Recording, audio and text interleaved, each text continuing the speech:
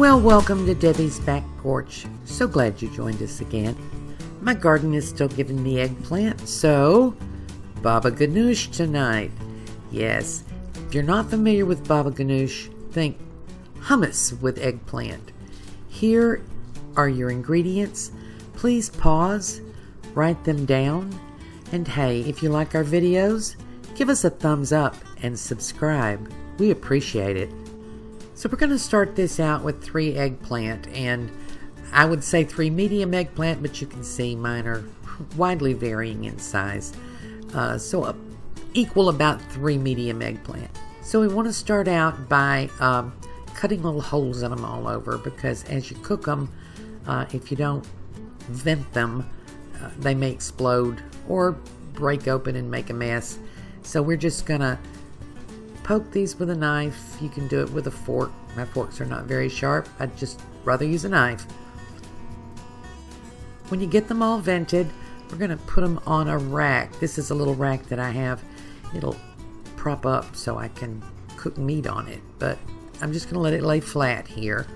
I've got it on a piece of parchment, or you can use some aluminum foil because it's going to drip, and you don't want the eggplant to sit in the moisture. That's why I've got a rack here. So you can cook these any way, really. I'm going to put them in the oven. It's going to be at 425, and it's probably going to take about an hour. It's quicker if you do them on the grill. You can use a grill pan on your stove, but I like to do it in the oven because then I can go and do something else. And this is the something else. I'm going to make tahini paste, and I'm not going to post the whole process here because I have another video. You don't have to make your own tahini paste. You can buy it in the grocery store. Kind of expensive, cheaper if you want to order it online. But I like the flavor. These are sesame seeds. It's just sesame seeds, salt, and oil is all you need to make your own tahini paste. I'll post a link in the info section. Well, here are our eggplants after an hour and 15 minutes in the oven. I just wanted them to cook a little bit longer. I turned them about every 20 minutes, and oh my, they are just shadows of their former selves. They look kind of grubby. But that's okay. That's how they're supposed to look. I will just tell you, if you have any picky eaters in your house, don't let them watch this part, because appearance-wise, it just goes downhill from here. Put them in a bowl, cover them with aluminum foil. They're still really hot. I'm going to let them sit about 20 minutes. So while they're cooling, I'm going to show you a little trick with garlic. I've got 4 cloves of garlic here. I grew them. They're various sizes. This is going to be raw in our finished product, so we want to make sure they're minced really finely. And you might choose to do this whole thing in a food processor. I don't. I prefer it not in a food processor. So we're going to have to chop these really, really fine, because nobody wants to bite into a great big chunk of garlic. So I thought I would take just a few minutes and show you how to get really, really finely minced garlic for using raw in dishes like this. And if you already know how, you can fast forward. But several people have asked me about it, so I'm going to show it. Chop it as fine as you can, just to start out with your knife. And yes, I use a rocking motion on my knife. A lot of chefs will tell you to do a straight up and down. I've found this is easier on old, tired hands. If you rock your knife, there's less pressure on your shoulders, and your food doesn't fly around quite as much. Onions and garlic in the floor is not my idea of fun. So I rock the knife. I knock on wood, never cut myself doing it this way, and I'm not so tired when I'm done. So mince, as much as you can, and that's 7 or 8 times I will go through it. Then I'm going to put about a teaspoonful of salt on top, and the salt is going to act as an abrasive and is going to help us break it down.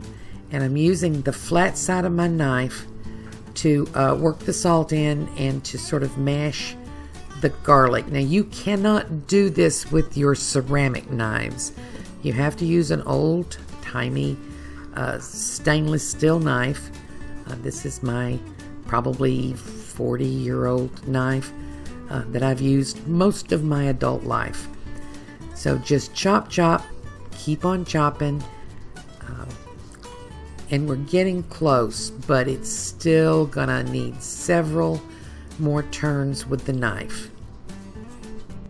And I'll alternate chopping and mashing. And if you can see, I take a little bit along at a time and mash it. And I just have to say, for this particular dish, and in general any dish where you're serving the garlic raw, you're not cooking it, you really want to take the extra time to do this with your garlic. Not only does it prevent someone from getting a big old chunk of garlic, this also releases more of the garlic flavor and lets you mix it in all the way through. So don't skimp on this step. Watch this step just one more time. I'm just going through it, biting off a little bit at a time and mashing it flat, and the salt acts as an abrasive to help break it down.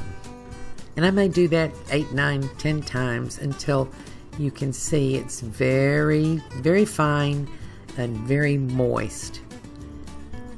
And there you go. Now back to our poor eggplant. Yes, it's pretty pitiful.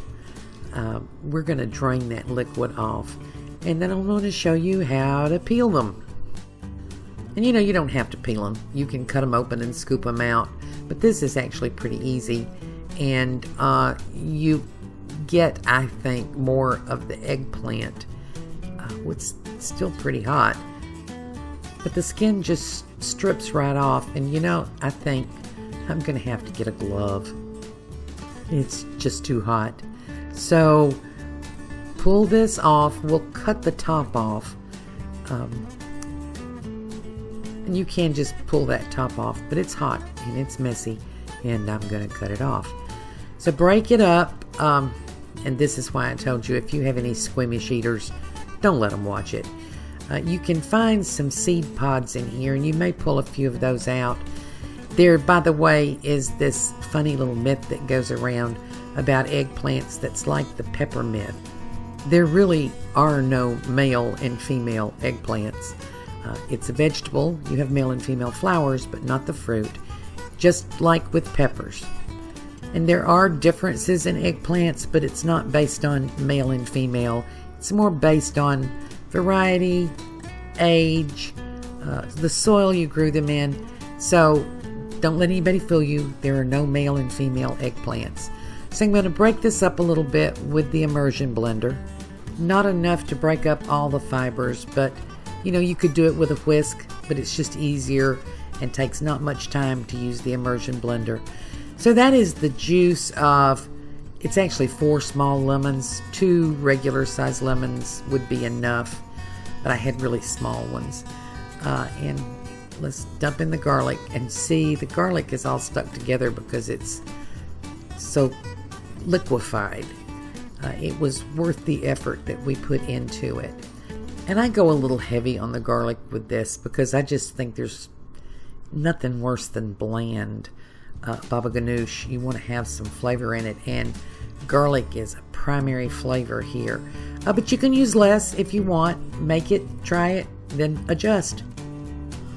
Now I'm adding a whole teaspoon of salt, and yes, you're going to need a whole teaspoonful of salt. But if that scares you, start with less. You can always add later. I'm adding a half teaspoonful of red pepper flakes. That's not in most recipes, but it's mighty, mighty good. And if you are feeling adventurous someday, chop up some roasted red peppers in here, and you won't be sorry.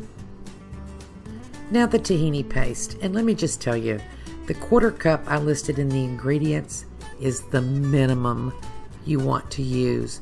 The tahini helps thicken this mixture, and if you need more, add more. We want the final product to stand up on a spoon, and the tahini paste will actually help it stiffen up just a little. And I promise you, the taste of it, you can't put too much in. It really adds great flavor to whatever you use it in. So put in your 1/4 cup, stir it around, check your texture, and we'll add more later if we choose to. That is a couple ounces of olive oil, and in this particular dish, you really do need it to be olive oil. If you use something else, you're losing the flavor. Olive oil, to me, is a food, not a fat, and you just really need the flavor of olive oil in this. So now that we've added the olive oil, I've checked this, and I think it's still a little thin.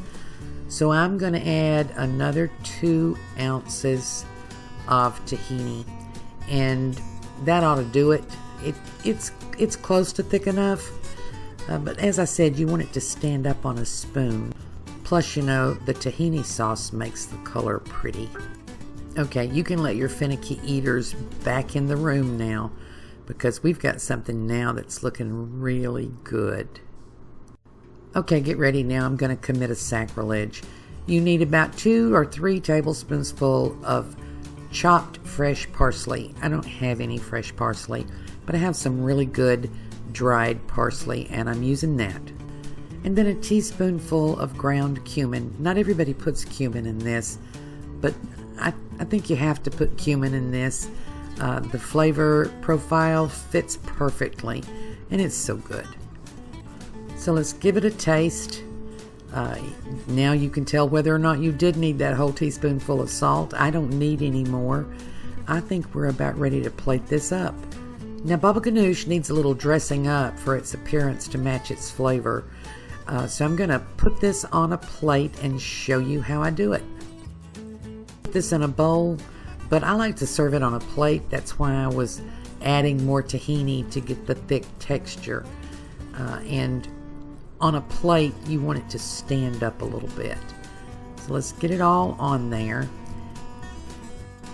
And I'm going to use a spoon and go around the outside, even it out, and add some little swirls, and make it kind of pretty. Then in the middle, I'm going to make a big indentation because I want to put a little oil in there. And garnish is important with this because you know we taste with our eyes as well as our tongues. So first a drizzle of olive oil, and all of those little nooks and crannies we created will kind of hold it and make it shine. And then I'm going to be very generous with paprika. And this is sweet paprika. You can use the smoky. I like the sweet paprika. It just makes anything pretty. And then a generous sprinkle of fresh parsley if you have it, dried if you don't. And you could use cilantro or even the chopped tops of green onions. That would be pretty too. Let's eat. Baba ganoush is one of those dishes that you may not know about and you may be hesitant to try, but most everybody that tries it loves it. It is just full of so many different flavors, and each one, you can taste each one on your tongue. The lemon juice and the sesame seeds from the tahini and the garlic. It just all comes together, and there's nothing quite like baba ganoush. I can't recommend this enough. If you have eggplants and you're looking for even a vegetarian dish to serve as an appetizer, you can use it as a spread on a sandwich. I just have it here on some rye toast. Pita bread, pita chips is what people usually serve it with. You can serve it with a baguette. You can even serve it with carrots and celery sticks. However you serve it, just serve it. Really, you gotta try this. It's gonna really surprise you, and you're gonna love it. Thank you for joining us on Debbie's Back Porch. I hope to see you again tomorrow.